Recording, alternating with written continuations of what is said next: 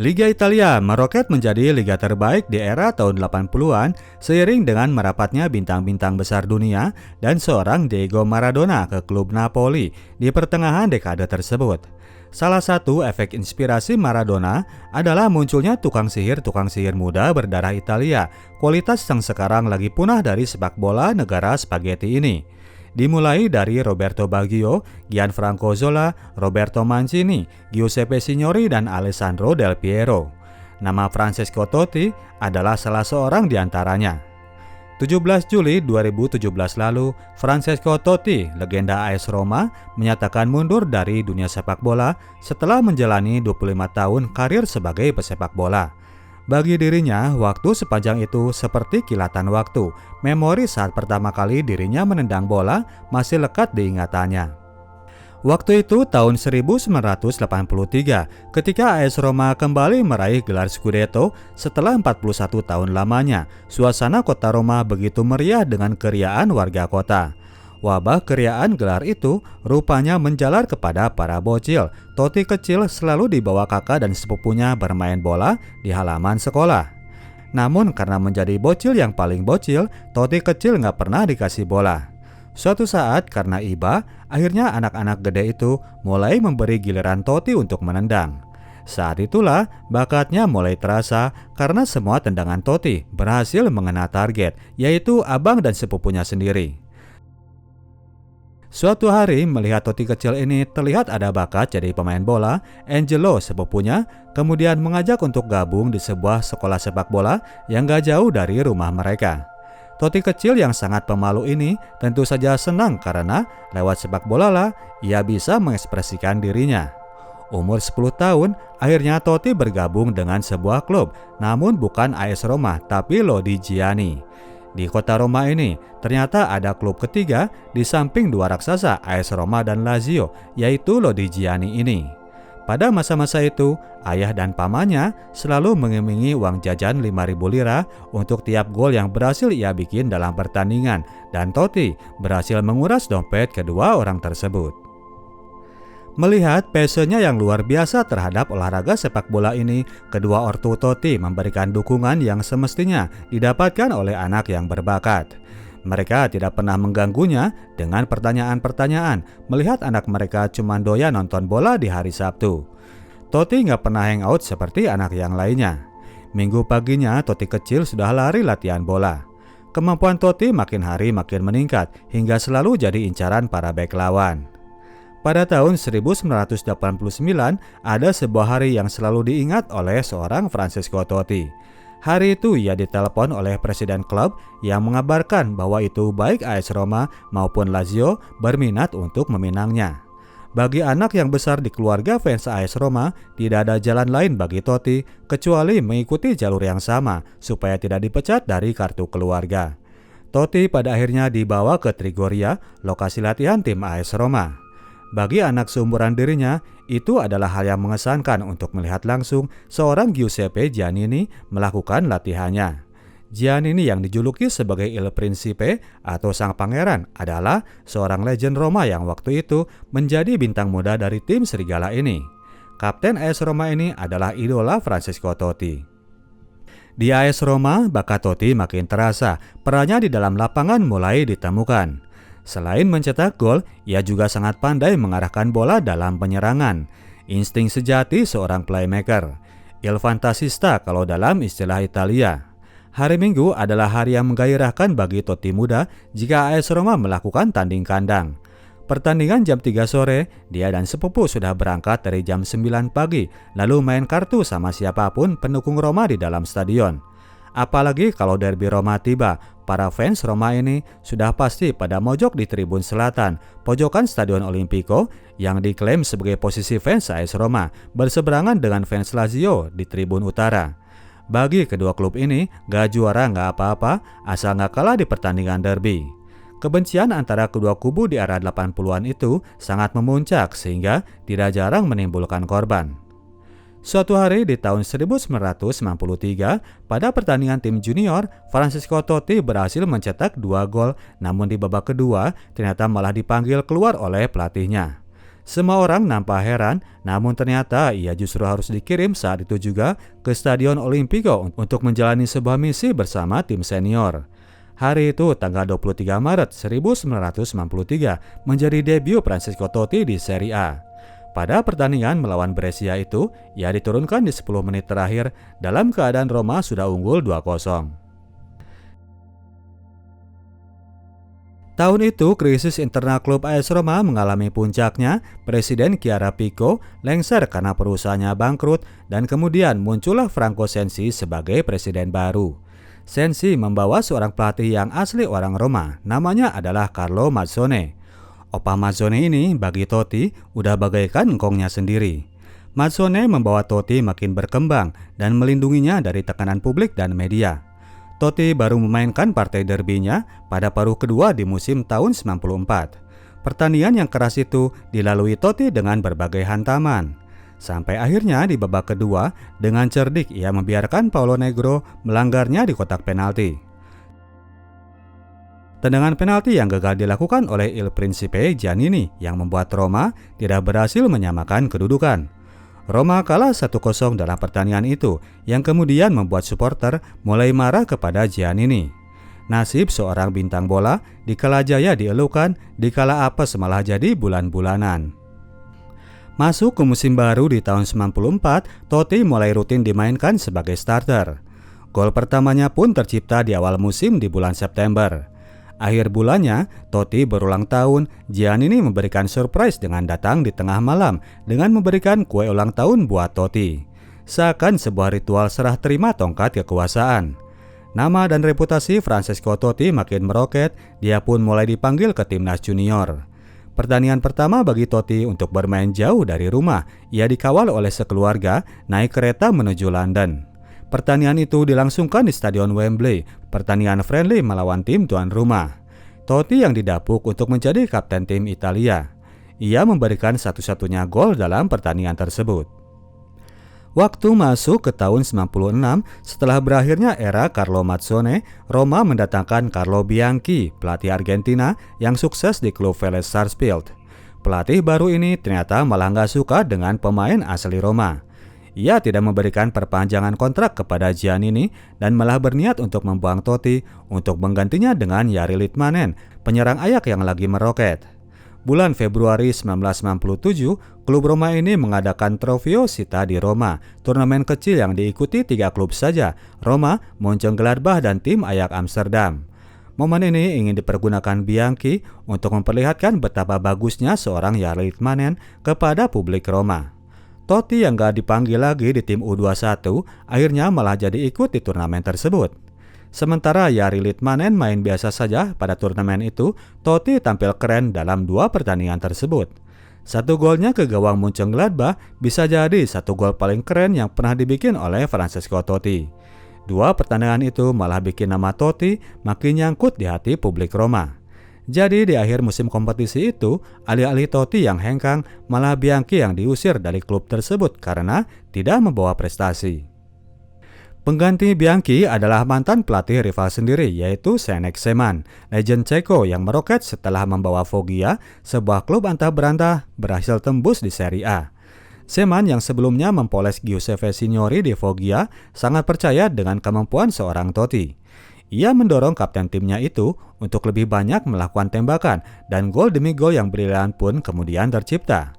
Periode kepelatihan Zdeněk Zeman, Francesco Totti makin dikukuhkan sebagai pangeran baru Roma. Tahun 1999, era Zeman berakhir. Roma mendatangkan Fabio Capello, seorang pelatih dengan reputasi tinggi yang sebelumnya sukses dengan AC Milan. Namun harapan yang tinggi itu ternyata tidak menjadi kenyataan karena AS Roma ternyata malah turun ke posisi ke-6, lebih rendah dari tahun sebelumnya. Sebuah nightmare yang kemudian dilanjut dengan kabar buruk lainnya. Lazio, tim tetangga, tahun itu berhasil menjadi juara Serie A. Totti sekeluarga terpaksa menutup erat pintu dan gordengnya malam itu ketika fans Lazio yang sedang merayakan kejayaan klubnya lewat ke depan rumah mereka. Alessandro Nesta naik menjadi superstar bagi pemain asal kota Roma. Musim tahun 2000-2001, tim AS Roma kedatangan para pemain penting yang dengan signifikan menambah kekuatan bagi tim Serigala. Duo Argentina, Gabriel Batistuta di sektor depan dan Walter Samuel di sektor pertahanan, serta Emerson di sektor lapangan tengah. Bersama mereka, AS Roma malah langsung terpukul di penyisihan Coppa Italia, namun di laga Serie A mereka langsung saja menggila. Dari awal musim, mereka terus memimpin liga.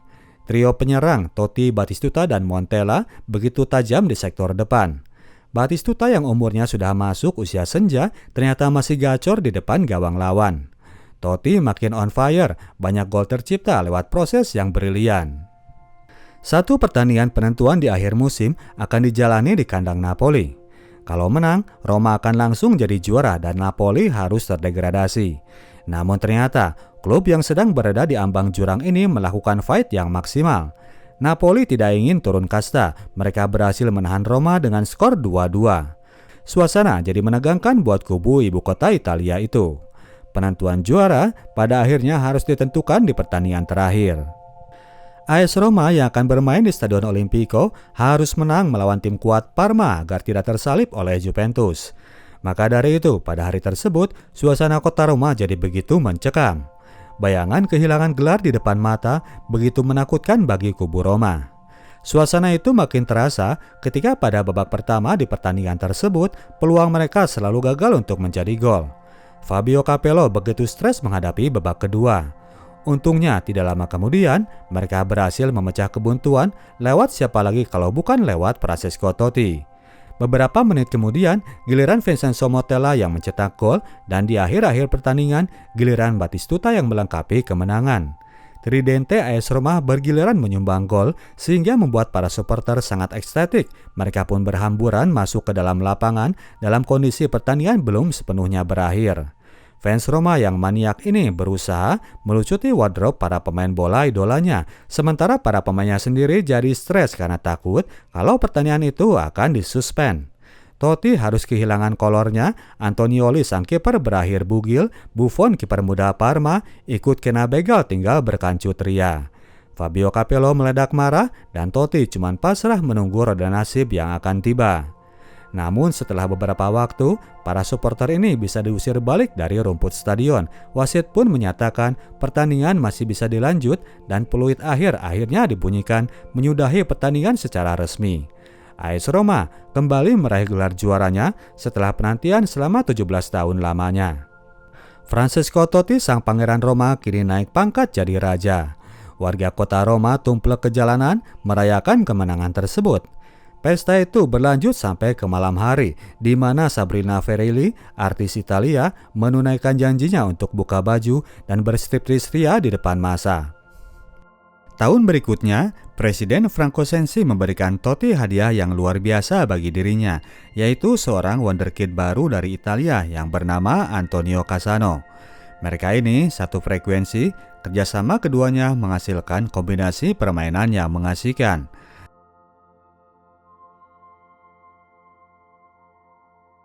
Selain di dalam lapangan, kedua orang ini berakhir akrab hingga keluar lapangan. Cassano sudah bagaikan adik bagi seorang Totti. Meskipun adiknya ini terkenal brengsek, Cassano tetap menyisakan respek bagi Il Capitano. Memasuki fase baru kehidupan sebagai Raja Roma, Francesco Totti yang memang benar-benar pemalu ini masih saja hidup menjomblo. Suatu hari, akhirnya ia berhasil kenalan dengan cewek kecengannya, seorang artis yang bernama Ilari Blasi. 3 bulan kenalan dan sering hangout, Totti masih belum nemu cara untuk melakukan tembakan. Ia akhirnya mengundang cewek ini untuk datang ke pertandingan derby Roma di Stadion Olimpico.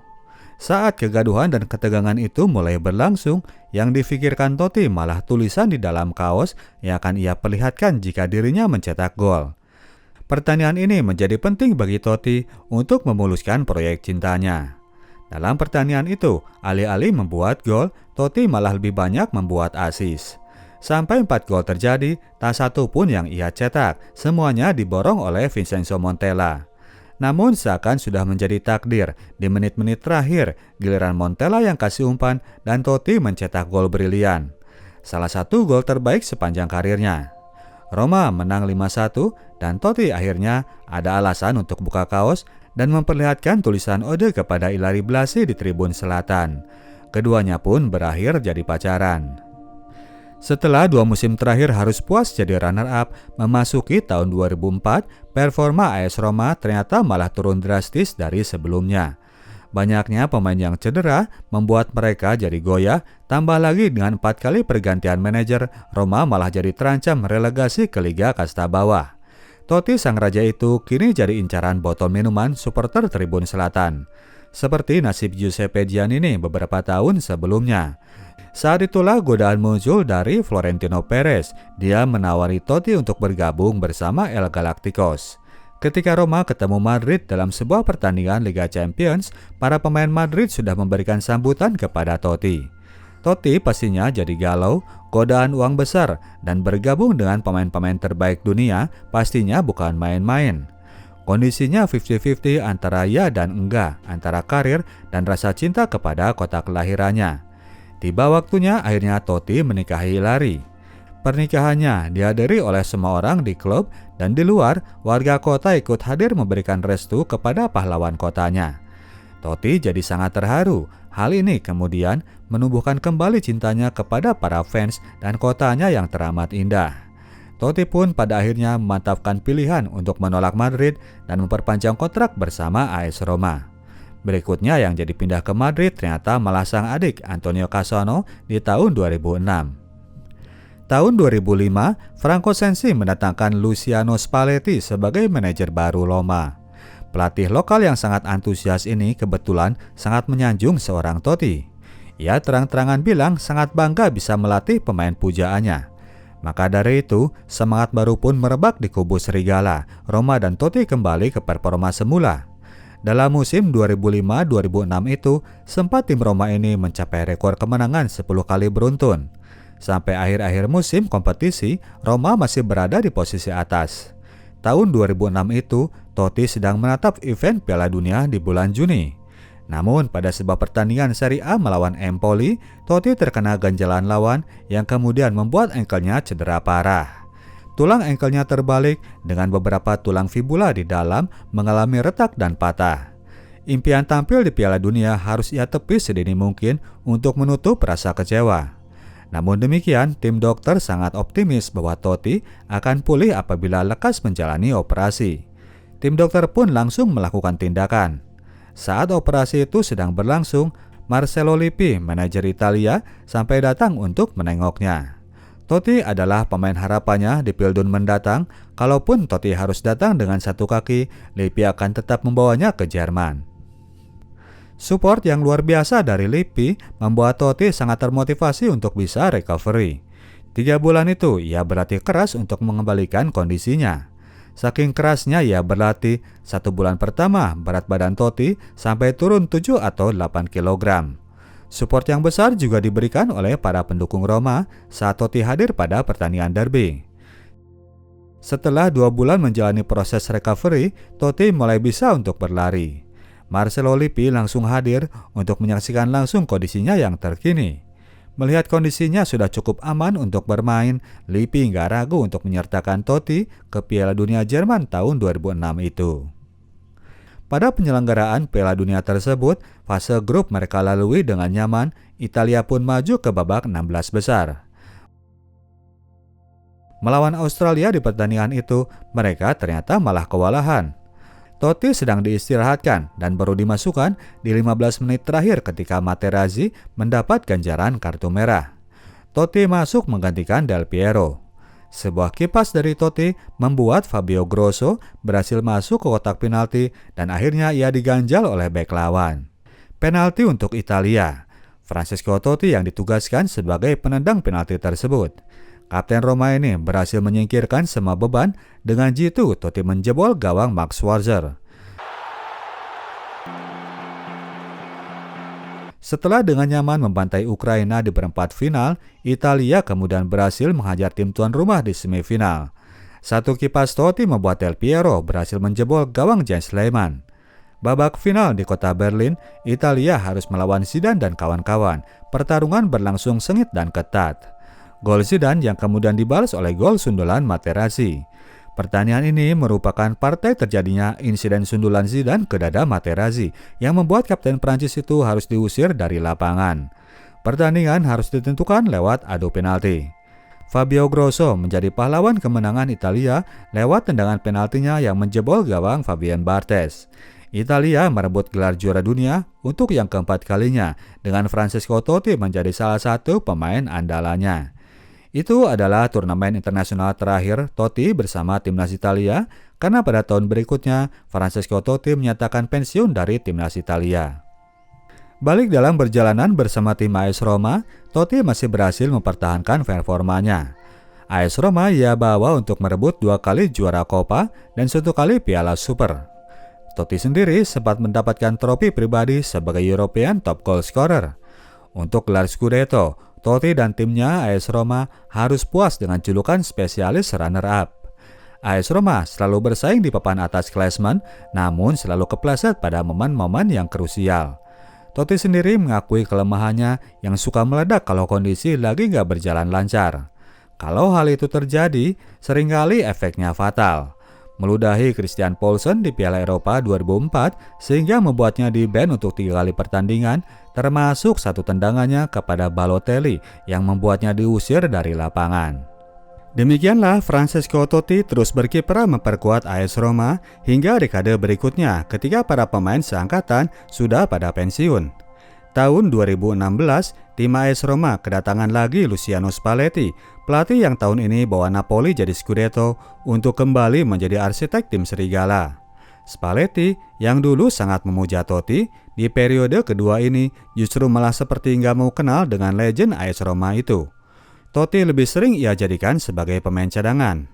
Konflik sempat terjadi karena sang kapten pastinya nggak puas harus terus dicadangkan, padahal ia merasa masih bisa berkontribusi. Di akhir musim 2017, beberapa kali Totti membuktikan diri dengan memberikan efek instan dalam permainan, termasuk 2 golnya di menit-menit akhir dalam pertandingan melawan Palermo. Namun hal itu tetap tidak menggugah pendirian Spalletti dan akhirnya kelar musim kompetisi tahun itu, legend Roma ini memutuskan untuk gantung sepatu. Seiring dengan mundurnya Totti dari dunia sepak bola, Luciano Spalletti memutuskan juga untuk mundur dari kursi kepelatihan Roma. Padahal dalam 2 musim tersebut, ia berhasil membawa Roma kembali masuk ke ranah Liga Champions. Oke, demikianlah ceritanya Bro dan Sis. Kita tim Sinotok cabut dulu. Sampai jumpa di video kita selanjutnya. Ciao.